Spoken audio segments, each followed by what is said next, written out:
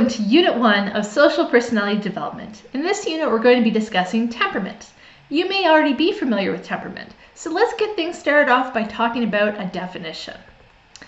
So temperament, we know, is something that's often used to describe as a predecessor to personality. Although we talk about personality in adulthood, we tend to talk about temperament in infancy and in young childhood. So it seems to be the building blocks of personality.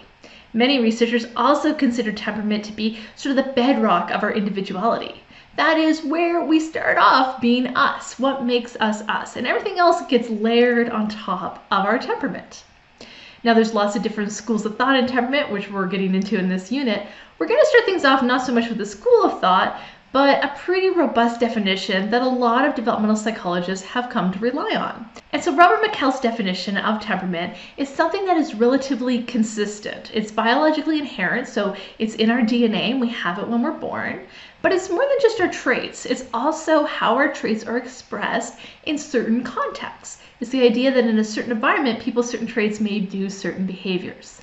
And although it has some biological underpinnings, it also becomes more influenced by our environment as we get older. So this definition is something that all the schools of thought on temperament have come to rely on, and they all base their investigations into temperament on this definition. Now, what we'll also talk about in this unit is how we've started to move beyond just McCall's definition, and we've understand in more recent research how things have gotten even more complicated.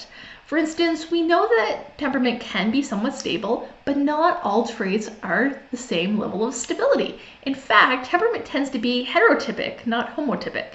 That is, some individuals are more likely to change their temperament than others, and some traits are more stable than others. So we're going to get into that in more detail as we go. We also know that there's some components of temperament, often considered an emotional development concept, which overlap with cognitive development. And that's because they're really indices of something called executive function. This is a component in our cognitive development language that describes cognitive mechanisms and cognitive abilities that allow us to do things like self-regulate, calm ourselves down, and our inhibitory control.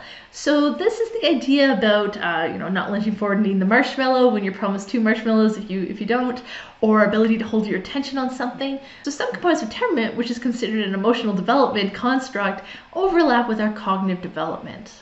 And finally, more recent research has found that environment doesn't just become more influential later on. Environment can impact us all the way through. And we'll especially talk about that when we get to epigenetics. So this is just a broad overview of what temperament means. And next up, we're going to start launching into the 4 main schools of thought on temperament that we're covering. Those are the Rothbard, the Thomas and Chest, the Buss and Plowman, and the Goldsmith schools of thought on temperament.